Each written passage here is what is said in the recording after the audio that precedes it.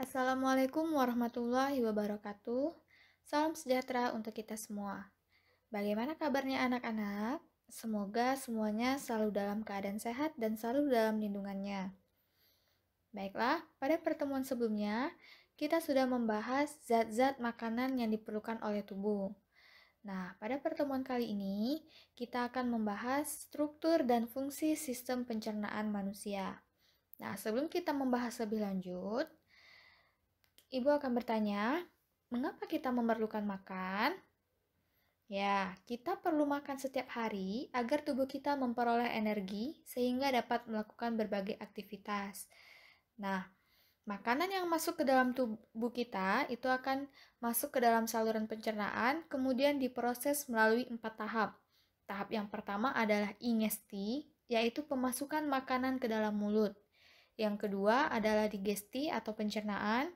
Kemudian masuklah ke tahap absorpsi, yaitu penyerapan, dan yang terakhir adalah tahap defekasi atau pengeluaran. Nah, untuk memperjelas materi kita pada hari ini, akan kita bahas lebih lanjut. Adapun tujuan pembelajaran kita pada pertemuan kali ini adalah siswa dapat mengidentifikasi organ pencernaan manusia. Yang kedua, siswa dapat mengidentifikasi enzim pencernaan. Dan yang ketiga adalah siswa dapat menjelaskan proses pencernaan makanan. Pencernaan merupakan proses perombakan makanan menjadi sari-sari makanan yang berstruktur lebih sederhana, sehingga dapat diserap dan digunakan oleh sel-sel tubuh. Nah, proses ini berlangsung di dalam organ-organ pencernaan. Nah, organ-organ pencernaan ini dibagi menjadi dua. Yang pertama, organ pencernaan utama, dan yang kedua adalah organ pencernaan tambahan. Nah, yang pertama akan kita bahas adalah organ pencernaan utama. Nah, organ pencernaan utama berupa saluran pencernaan yang dilalui makanan yang dimulai dari mulut, kerongkongan, lambung, usus halus, usus besar, dan rektum. Nah, kita bahas satu persatu. Yang pertama adalah rongga mulut. Nah, di dalam mulut ini, makanan dicerna secara mekanis dan kimiawi. Alat-alat pencernaan yang membantu proses pencernaan di dalam mulut ada gigi, lidah, dan kelenjar ludah. Nah, yang pertama gigi. Apa sih fungsi gigi? Nah, gigi ini berfungsi untuk mencerna makanan secara mekanis dengan cara dikunyah sehingga makanan menjadi lebih halus. Nah, dengan demikian, makanan menjadi mudah ditelan. Nah, secara struktural, gigi dibedakan menjadi 3 bagian, yaitu puncak gigi atau mahkota gigi, leher gigi, dan akar gigi. Nah, yang pertama, mahkota gigi. Mahkota gigi ini merupakan bagian gigi yang berada di atas gusi. Nah, mahkota gigi dilapisi emel, yaitu zat keras yang terbuat dari garam kalsium. Nah, dalam mahkota gigi terdapat dentin atau tulang gigi dan rongga gigi atau pulpa. Di dalam pulpa terdapat pembuluh darah, jaringan ikat, dan jaringan saraf. Selanjutnya adalah leher gigi. Nah, leher gigi ini merupakan bagian gigi yang berada di dalam gusi. Yang ketiga adalah akar gigi. Akar gigi merupakan bagian gigi yang tertanam di dalam tulang rahang. Permukaan akar gigi dilapisi semen gigi yang berfungsi untuk membantu perlekatan gigi pada gusi. Nah, berikut ini adalah gambar dari bagian-bagian gigi. Bisa kita lihat di situ ada bagian mahkota, leher, dan akar gigi. Kemudian juga ada emel, dentin, gusi, rongga gigi atau pulpa, dan semen. Kemudian yang kedua adalah lidah. Nah, lidah ini berperan membantu menelan makanan, mengatur letak makanan, dan mendorong makanan masuk ke kerongkongan. Nah, selain itu, lidah juga berperan untuk merasakan sensasi manis, pahit, asin, dan asam.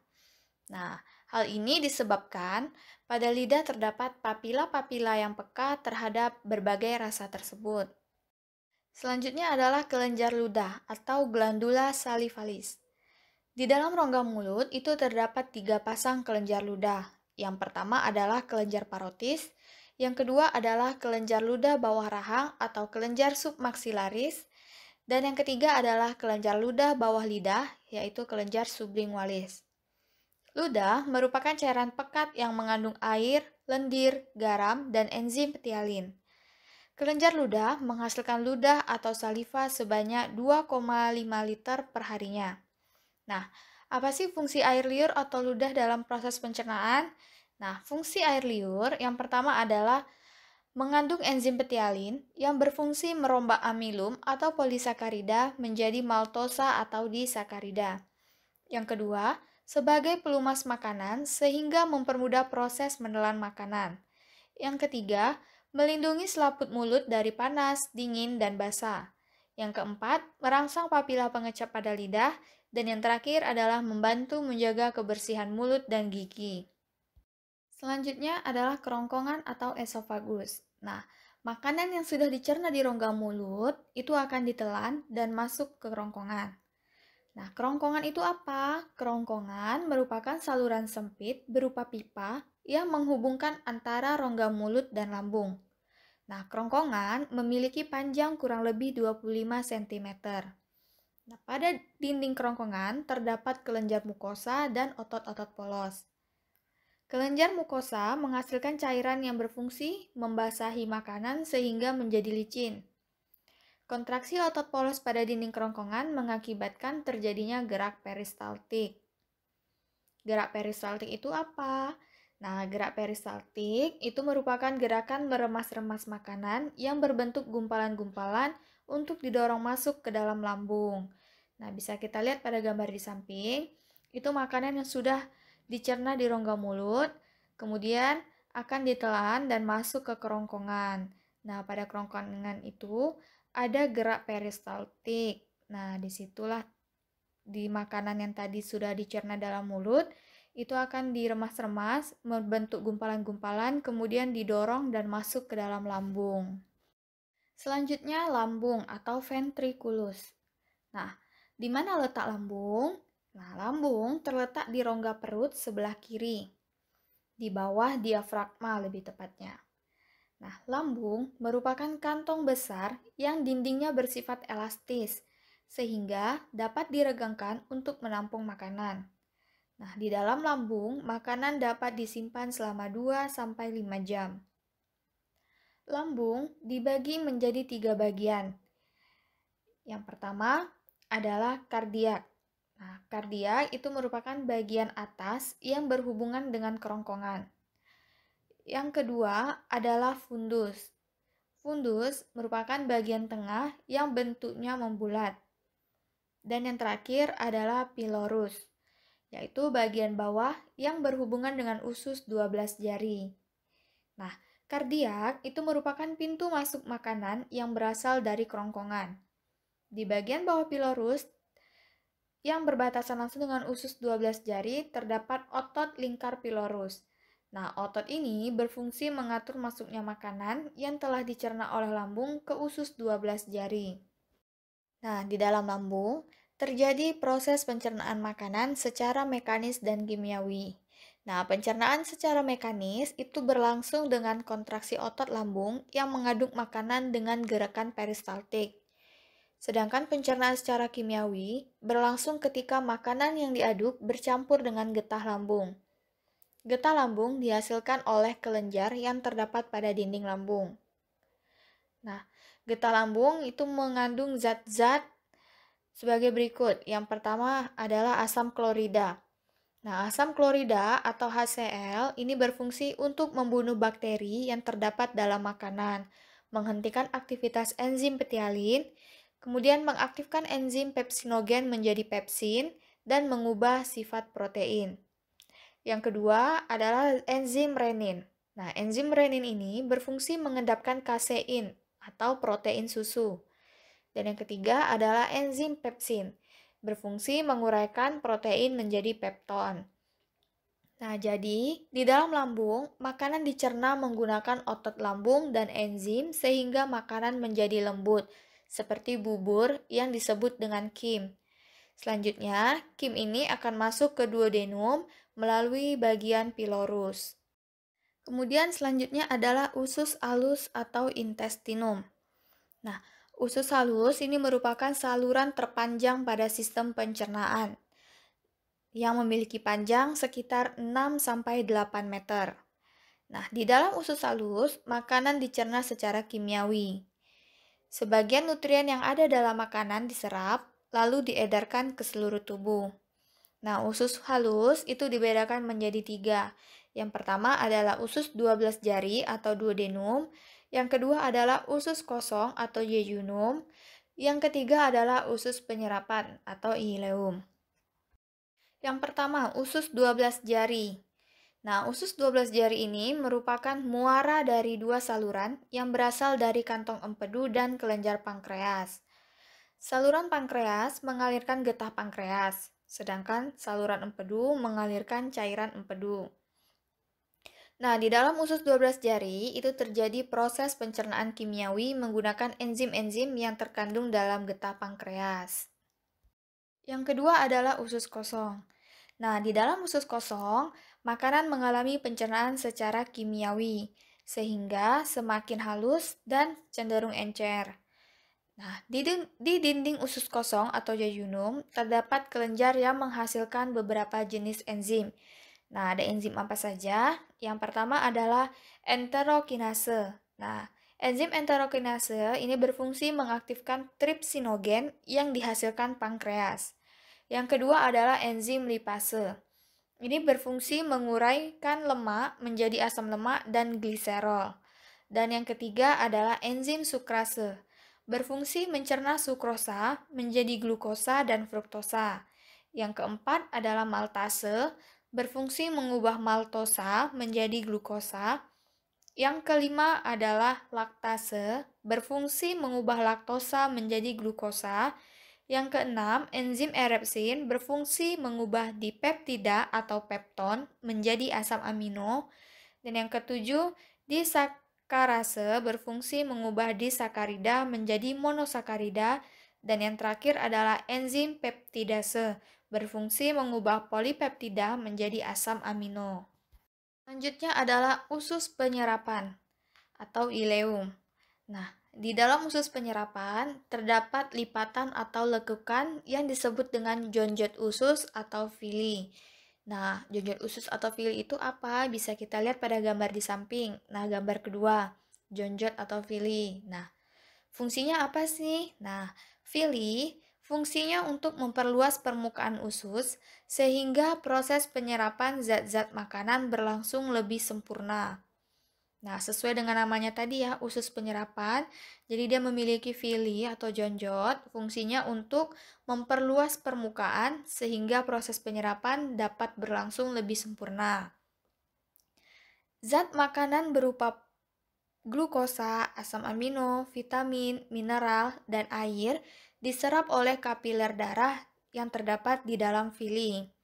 Selanjutnya, zat makanan tersebut akan diangkut oleh pembuluh darah menuju hati. Nah, di dalam hati, sebagian zat makanan akan diubah menjadi bentuk lain dan sebagian lagi diedarkan ke seluruh tubuh melalui pembuluh darah balik hati. Zat makanan yang berupa asam lemak dan gliserol terdiri atas molekul yang lebih besar sehingga akan diangkut melalui pembuluh kil atau pembuluh getah bening atau pembuluh limfe menuju ke pembuluh balik besar di bawah tulang selangka. Kemudian adalah usus besar. Nah, usus besar ini merupakan tempat bermuaranya usus halus. Kolon terdiri atas 3 bagian, yaitu kolon naik, kolon datar, dan kolon turun. Pada persambungan antara usus besar dengan usus halus, terdapat daerah yang disebut usus buntu atau sekum. Pada ujung sekum terdapat umbai cacing atau appendix. Nah, umbai cacing ini belum diketahui fungsinya secara pasti. Kemudian, usus besar yang memiliki fungsi utama yaitu mengatur kadar air pada sisa makanan. Bakteri yang membantu pembentukan feses dalam tubuh kita itu adalah bakteri Escherichia coli. Feses mengandung bakteri, selulosa, dan bahan-bahan lain yang tidak dicerna. Jenis bakteri kolon yang lain menghasilkan gas metana dan hidrogen sulfida. Ada juga bakteri kolon yang menghasilkan vitamin yang diserap oleh darah. misalnya biotin, asam folat, vitamin K, dan beberapa macam vitamin B. Nah, bagian akhir dari kolon itu adalah rektum. Nah, pada bagian ini, feses disimpan sampai waktunya dikeluarkan. Rektum akan berkontraksi sehingga menimbulkan terjadinya defekasi. Apa itu defekasi?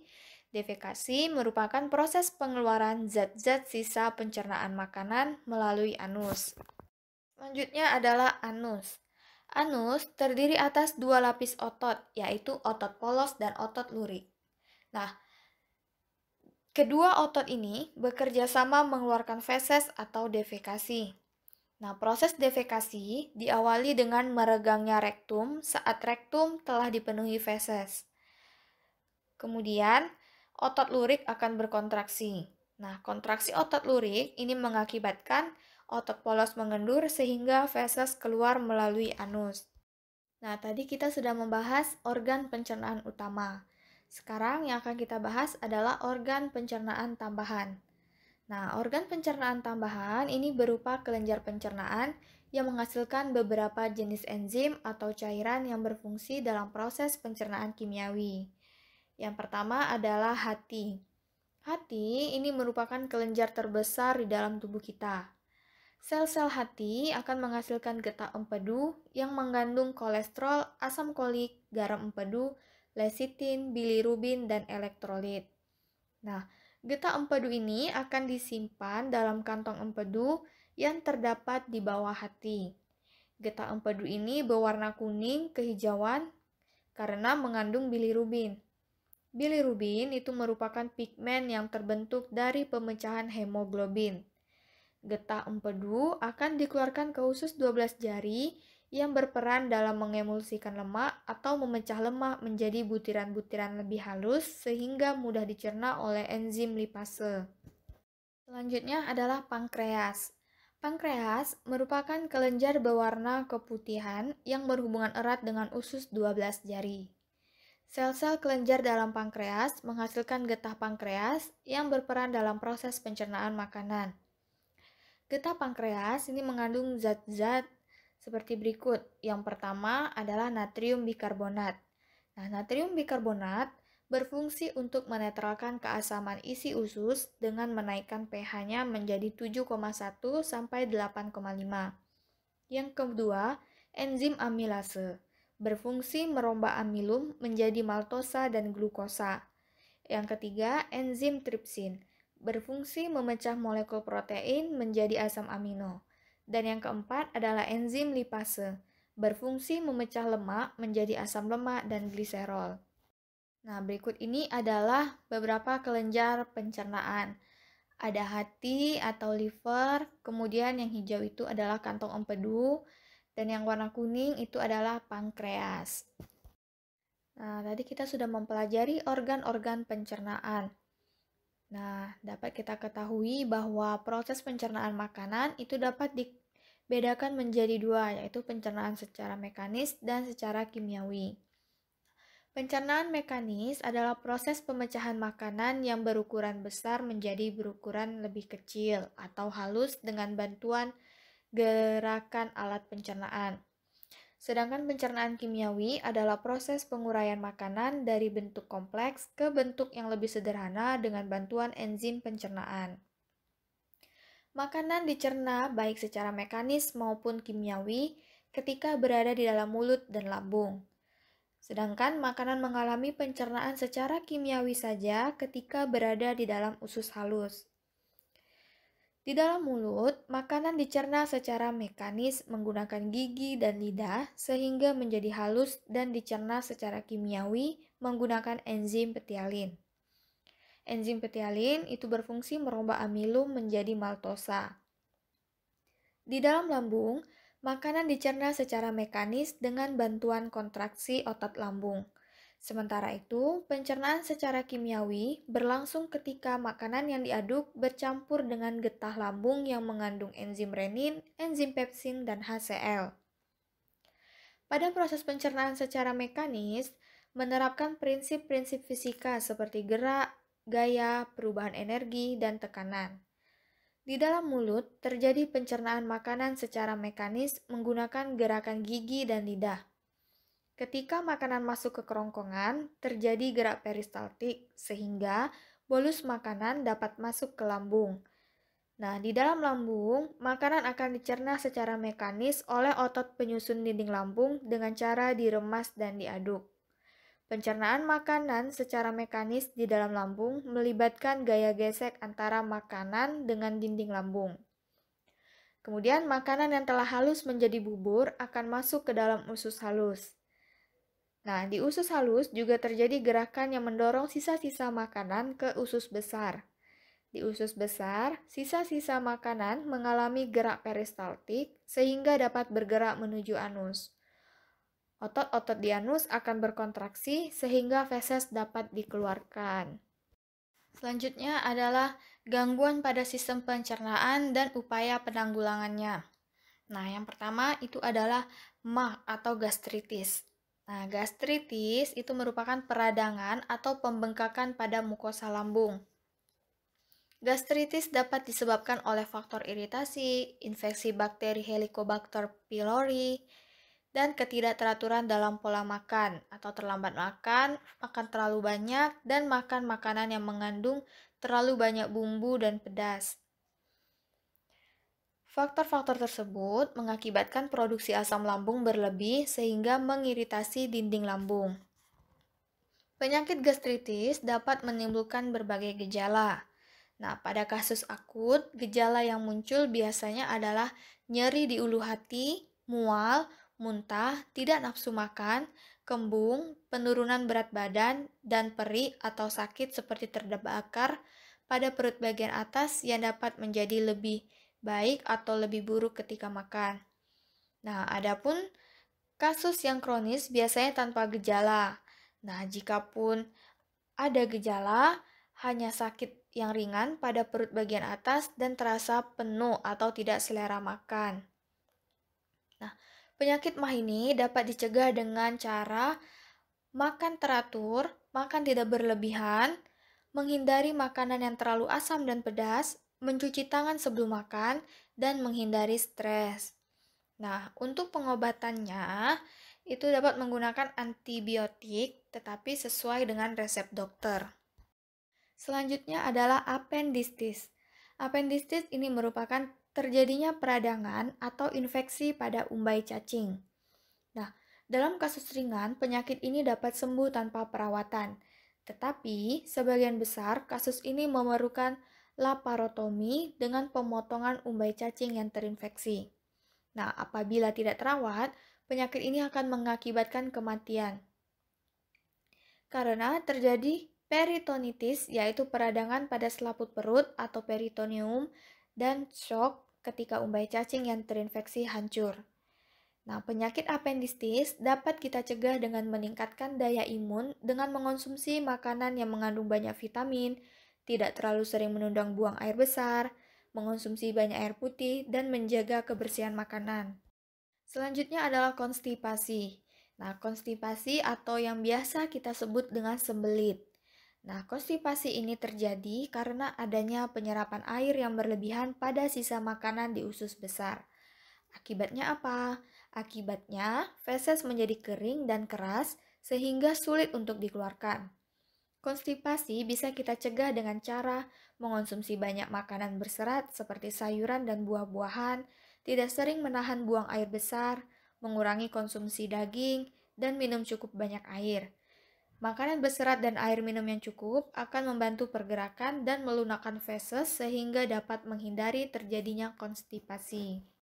Baiklah, selesai sudah pertemuan kita pada hari ini. Semoga mudah dimengerti dan bisa dipahami. Lebih dan kurangnya Ibu mohon maaf. Ibu akhiri dengan wabillahi taufik wal hidayah. Wassalamualaikum warahmatullahi wabarakatuh.